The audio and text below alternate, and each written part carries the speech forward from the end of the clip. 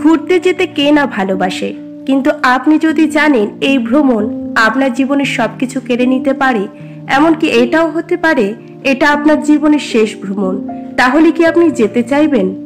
আজকের মুভিতে এমন কিছু আছে যা দেখে মানবতার উপরে সন্দেহ জাগতে পারে। মানুষ এতটা নৃশংস হতে পারে তা কল্পনারও বাইরে। আজকের মুভি ইডেন লেক। ভিডিওটিকে শেষ অবধি অবশ্যই দেখুন, গা শিউরে উঠবে।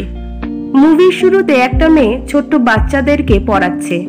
মেয়েটার নাম জেনি, আর এদিকে একটা ছেলেকে গাড়িতে আংটি নিয়ে অপেক্ষা করতে দেখা যায়। ছেলেটার নাম স্টিভ, আর এ হলো জেনির বয়ফ্রেন্ড। আজকে স্কুল ছুটির পর স্টিভ আর জেনি মিলে একাকিত্বে সময় কাটানোর জন্য এক জায়গার উদ্দেশ্যে বেরিয়ে পড়ে। দুপুর থেকে সন্ধে অবধি একটা লম্বা জার্নির পর তারা শহর থেকে একটু দূরে একটা হোটেলে পৌঁছায়। বেশ সুন্দর একটা পরিবেশ, খোলা আকাশ, চারিদিকে অন্ধকার আর নিরিবিলি জঙ্গল। সেই সময় একটা পরিবারকে দেখা যায় যারা তাদের বাচ্চাগুলোকে সামলাতে সামলাতে বিরক্ত হয়ে ঝামেলা করছিল। তারা দুজন হোটেলে ঢোকার সময় রাস্তা পেরোতে গিয়ে সামনে কিছু অল্প বয়সী বাচ্চাদের দেখে, যারা কিনা সিগন্যাল না মেনে এক নিমেষে রাস্তা পার হয়ে যায়। এই ব্যাপারটা তাদের কেমন যেন অদ্ভুত লাগে। রাতের বেলায় জেনি আর স্টিভ ভালো মুহূর্ত কাটিয়ে সকাল হতেই তারা বেরিয়ে পড়ে স্ল্যাপশন কোয়ারির উদ্দেশ্যে। তারা স্ল্যাপশন কোয়ারি যাওয়ার আগে ইডেন লেক নামে একটা জায়গা খুঁজে পায়, আর তারা সেদিকে এগিয়ে যায়। একটা ঘন জঙ্গলের ভিতর দিয়ে অনেকটা রাস্তা যাওয়ার পর তারা পৌঁছায় ইডেন লেকে। জঙ্গলের এত গভীরে যে এত সুন্দর একটা জলাশয় থাকতে পারে তা ধারণারও বাইরে। জেনি আর স্টিভ গাড়ি থেকে নেমে লেকের কাছাকাছি যেতেই দেখে সেখানে একটা বাচ্চা ছেলে খাতা পেন দিয়ে কিছু একটা করছিল। বেশ কিছু সময় পর সেখানে আরো কিছু অল্প বয়সী ছেলে আসে, আর ওই একা বসে থাকা ছেলেটিকে বিরক্ত করতে শুরু করে। ছেলেটা সেখান থেকে পালিয়ে যায়। এরপরে ওই ছেলেগুলোর কুকুর জেনির উপর চিৎকার করতে শুরু করে। জেনিও খুব ভয় পেয়ে যায়। ছেলেগুলো জোরে জোরে গান বাজাচ্ছিল দূরে বসে। এইসব বিষয়গুলোকে এড়িয়ে গিয়ে স্টিভ জলে নেমে পড়ে, কিন্তু দেখা যায় ছেলেগুলো ইচ্ছে করেই কুকুরটিকে উস্কে দিচ্ছে চিৎকার করার জন্য জেনির উপর। স্টিভ ছেলেগুলোর কাছে গিয়ে অনুরোধ করে তারা যেন তাদের বক্সের সাউন্ডটা একটু কমায়, কিন্তু ছেলেগুলো স্টিভকে প্রচন্ড বাজে ভাষায় গালাগাল করতে থাকে আর অপমান করে। তাদের মধ্যে থাকা একটি মেয়ে ছেলেগুলোর মতোই অসভ্য ব্যবহার করে। এরপর স্টিভ যখন তাদের বক্সের সাউন্ডটা নিজে থেকে কমিয়ে দেয়, তারা আরো বাজে ভাষায় তাকে গালাগাল করে এবং গানের সাউন্ড আরো বাড়িয়ে দেয়। বেশ কিছুক্ষণ পর স্টিভ লেকের পাশে ঘুমিয়ে পড়লে ওই ছেলেগুলো দূরবীন দিয়ে জেনিকে খারাপভাবে দেখতে শুরু করে। আর লিমিট তো তখন ক্রস করে যায় যখন ওই ছেলেগুলোর মধ্যে থাকা একটি ছেলে জেনিকে উদ্দেশ্য করে নিজের প্যান্টের চেন খুলে অশ্লীল ইঙ্গিত করে। এরপর রাত হয়ে যায়, আর রাত হওয়ার সাথে সাথে জেনির মনে হয় তাদের আশেপাশে কেউ আছে, কেউ নজর রাখছে তাদের। জেনি স্টিভকে বারবার সে কথা বলে। পরদিন সকালে উঠে জেনি দেখে তারা সঙ্গে করে যে খাবারগুলো এনেছিল সেগুলো পিঁপড়ে ধরে নষ্ট হয়ে গেছে, আর তারা ঠিক করে তারা দুজন খাবার আনতে যাবে। কিন্তু গাড়ির সামনে যাওয়ার পর দেখে তাদের গাড়ির টায়ারটা কেউ পাংচার করে দিয়েছে। এরপর তারা গাড়িটা ঠিক করে যখন খাবার আনতে যাচ্ছিল, সেই ছেলেগুলো আবার তাদের বিরক্ত করে। একটা রেস্টুরেন্ট দেখে সেখানে এক মহিলাকে স্টিভ জিজ্ঞেস করে এই ছেলেগুলো কারা, কেন এমন ব্যবহার করছে। কিন্তু দেখা যায় ওই মহিলা স্টিভের কথা শোনার সাথে সাথে অদ্ভুতভাবে রেগে যায়। এরপর তারা আবার লেকে ফিরে আসে। তখনই জেনি লক্ষ্য করে তাদের একটা ব্যাগ সেখানে নেই, যে ব্যাগটার মধ্যে তারা গাড়ির চাবি রেখেছিল, এবং তারা দৌড়ে গিয়ে দেখে তাদের গাড়িটাও সেখানে নেই, কেউ চুরি করেছে। আশেপাশে সব জায়গা তারা খুঁজে দেখে কিন্তু কিছুই পায় না। এরপর হঠাৎই এক সময় তাদেরকে চমকে দিয়ে তাদের গাড়িটা ফুল স্পিডে তাদের সামনে আসতে থাকে। কোনো রকমে স্টিভ আর জেনি নিজেদেরকে বাঁচায় এবং দেখে ওই ছেলেগুলো তাদের চাবি চুরি করে গাড়ি নিয়ে এভাবে চালাচ্ছে। স্টিভ ওই ছেলেগুলোর কাছে গিয়ে নিজের গাড়িটা ফেরত চাইতে যায়। ওই ছেলেগুলোর মাঝে এর নাম হলো ব্রেড। ব্রেডকে স্টিভ বারবার অনুরোধ করা সত্ত্বেও ব্রেড হঠাৎ করেই স্টিভের গায়ে হাত তোলে, আর স্টিভের সাথে ব্রেডের মারপিট লেগে যায়। আর শুধু তাই নয়, তাদের মধ্যে থাকা একটি ছেলে স্টিভকে মারতে ছুরি বের করে, এবং সেই ছুরিটা ভুলবশত তাদের কুকুরের গায়ে লেগে যায়, আর কুকুরটা সেখানেই মারা যায়। এদিকে বিপদ বুঝে জেনি গাড়ির চাবিটা আর স্টিভকে নিয়ে সেখান থেকে পালিয়ে যায়।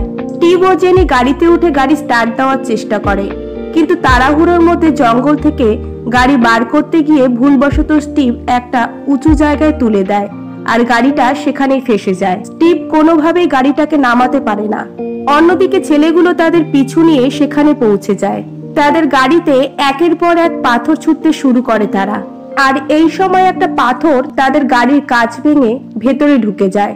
স্টিভ কোনো উপায় না দেখে গাড়ির সব দরজা লক করে দেয়।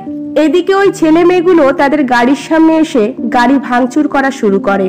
গাড়ির ভেতরে স্টিভ আর জেনি প্রচন্ড আতঙ্কিত হয়ে যায়, কিন্তু সৌভাগ্যক্রমে গাড়িটা আবার স্টার্ট হয়ে যায় এবং স্টিভ কোনো দিকে না তাকিয়ে সেই এলাকা থেকে বেরোনোর চেষ্টা করে।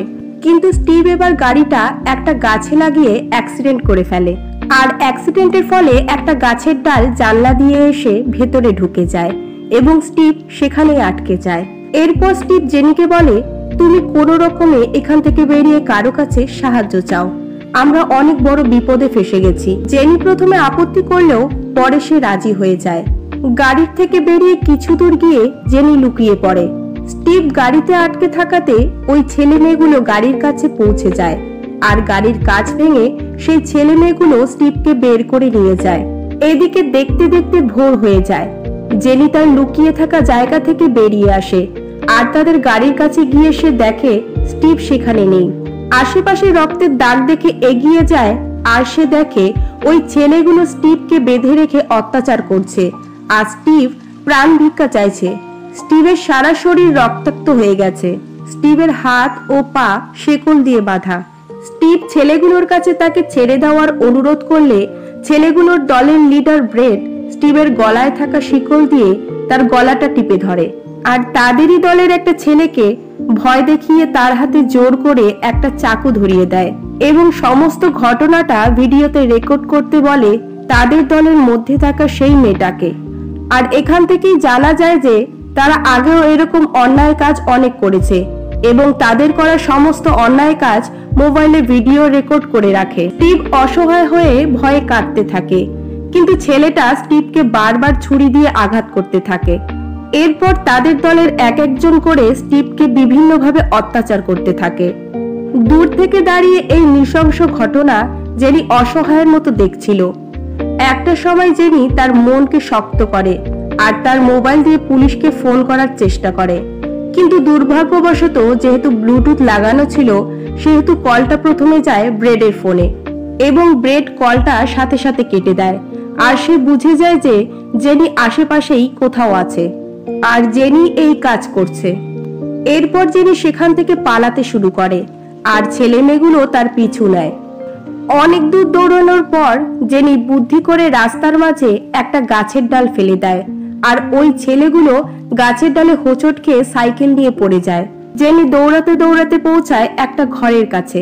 সেখানে গিয়ে একটা ওয়াকি টকি দেখে আর সেটা নেওয়ার চেষ্টা করে, কিন্তু ওয়াকি টকিটা বন্ধ দরজার ভেতরে থাকাতে জেনির হাতের লাঠি লেগে সেটা নিচে পড়ে যায় এবং ভেঙে যায়, আর জেনির জ্যাকেটটা দরজায় আটকে যায়। সেই সময় ছেলেগুলো সেখানে পৌঁছায়। তারা জ্যাকেট দেখে বুঝে যায় জেনি ওখানেই আছে, কিন্তু দরজা ভেঙে ভেতরে ঢুকে দেখে সেখানে কেউই নেই। জেনি কোনো উপায় না পেয়ে ঘরের ওপরের ছাদে উঠে শুয়ে থাকে। অন্যদিকে সুযোগ পেয়ে স্টিভও নিজের হাতে পায়ের বাঁধন খুলে সেখান থেকে পালায়, আর ছেলেগুলোর দলের একজন এসে স্টিভকে সেখানে দেখতে না পেয়ে ব্রেডকে ফোন করে সব জানায়। স্টিভ আহত অবস্থায় কোনো রকমে নিজের গাড়ির কাছে পৌঁছে গাড়ির ডিক্কি খোলে, কিন্তু যেহেতু গাড়ির চাবি তার কাছে ছিল না তাই গাড়ি টাচ করার সাথে সাথে গাড়ির অ্যালার্ট অ্যালার্ম বেজে ওঠে, আর ছেলেগুলো টের পেয়ে যায় যে গাড়ির কাছে কেউ তো আছে। কিন্তু ততক্ষণে স্টিভ গাড়ি থেকে কিছু প্রয়োজনীয় জিনিস নিয়ে লুকিয়ে পড়ে। অন্যদিকে জেনিও ওই ছেলেগুলোর হাত থেকে পালিয়ে কাকতালীয়ভাবে স্টিভের কাছে পৌঁছে যায় দৌড়াতে দৌড়াতে। এরপর তারা দুজন জঙ্গলের মধ্যে থাকা একটা ভাঙা ঘরের ভিতরে ঢুকে পড়ে। ওখানে জেনি আহত স্টিভকে তৎকালীন কিছু চিকিৎসা করে, কারণ স্টিভের সারা শরীর দিয়ে অনবরত রক্তপাত হচ্ছিল। জেনি স্টিভের পকেট থেকে সেই আংটিটা পায় যেটা দিয়ে বিয়ের প্রস্তাব দিতে চেয়েছিল স্টিভ। সত্যি, মানুষের জীবনে কখন কি ঘটে যায় বলা খুবই মুশকিল। আজকের দিনটা কিভাবে কাটাবে ভেবেছিল আর কিভাবে কাটছে। ওদিকে দেখা যায় ছেলেগুলো তাদেরকে খুঁজতে খুঁজতে সেই ভাঙা ঘরের সামনে চলে আসে। মুহূর্তের মধ্যে ছেলেগুলো ঘরের মধ্যে প্রবেশ করে, কিন্তু দেখে ওখানে কেউ নেই। আসলে জেনি আগেই ঘরের ভেতর থেকে তাদের দেখতে পেয়ে ঘরের নিচে থাকা জলে স্টিভকে নিয়ে লুকিয়ে পড়ে। এইদিকে ঘরের ভেতরে রক্তের দাগ দেখে ছেলেগুলো সন্দেহ বেড়ে যায় যে নিশ্চয়ই এখানে স্টিভ ছিল। তারা সেখান থেকে বেরিয়ে পড়ে তাদেরকে খুঁজতে। স্টিভের অতিরিক্ত রক্তপাত এবং শীতের কারণে কাঁপতে শুরু করে। তার শরীরের অবস্থা খারাপ হতে থাকে। ছেলেগুলো চলে যাওয়ার পর জেনি স্টিভকে টানতে টানতে জল থেকে বাইরে নিয়ে আসে। এরপর জেনি স্টিভকে লতা পাতা দিয়ে ঢেকে দেয় আর স্টিভকে বলে, ধৈর্য ধরো, আমরা এখান থেকে নিশ্চয়ই বেরোতে পারবো। স্টিভের শরীরে রক্তের দরকার, কারণ তার প্রচুর রক্তপাত হয়ে গেছে আর যে কোনো মুহূর্তে স্টিভ মারা যেতে পারে। তাই জেনি স্টিভকে রেখে লোকালয়ে যাবে সাহায্য চাইতে। স্টিভের এইরকম শারীরিক অবস্থা নিয়ে জেনির সঙ্গে যাওয়া কিছুতেই সম্ভব না। এরপরে জেনি জঙ্গল থেকে বেরোনোর জন্য প্রাণপণে দৌড়তে লাগে। বেশ কিছু দূর যাওয়ার পর তার পায়ে একটা ধারালো কাঠের টুকরো ঢুকে যায়। পায়ের আর পার হয়ে যায় টুকরোটা। জেনি চিৎকার করে মাটিতে উল্টে পড়ে। আজকের দিনটা সত্যি দুর্ভাগ্যজনক জেনি আর স্টিভের জন্য।